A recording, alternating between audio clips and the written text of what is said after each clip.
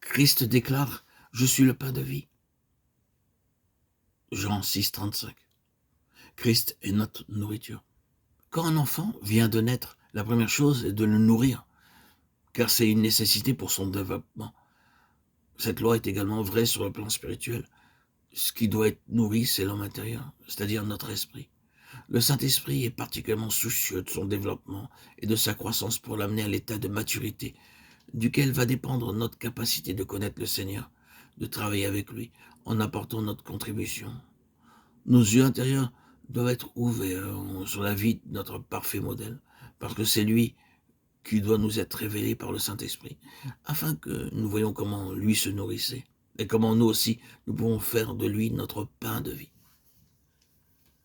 Selon Jean 6, 56, le Seigneur déclare « Ceux qui mangent ma chair et qui boivent mon sang demeurent en moi, et je demeure en lui. » Manger et boire, c'est se nourrir. Que se passe-t-il alors? Voyez la réponse. Il demeure en moi, et je demeure en lui. Le croyant demeure en Christ, et Christ demeure en lui. En se nourrissant de lui, nous demeurons en lui, et lui en nous.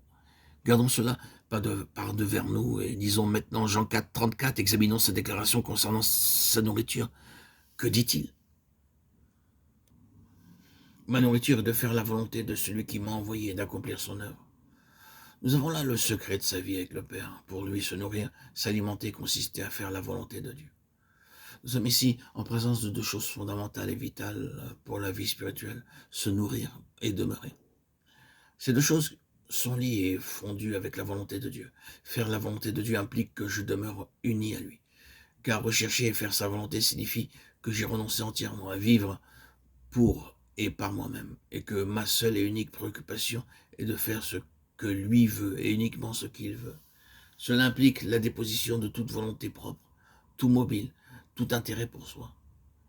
En recherchant de tout son cœur sa volonté, en demeurant uni à lui, notre tête, sa vie irrigue notre homme intérieur, le fortifie, le développe en capacité, et parce que nous sommes un avec lui dans sa volonté, nous participons à son contentement, à sa satisfaction. C'est ainsi que nous enregistrons un réel rafraîchissement dans l'esprit. Et alors que nous sommes uniquement occupés de lui, sa vie répond à tous nos besoins et aspirations les plus profonds.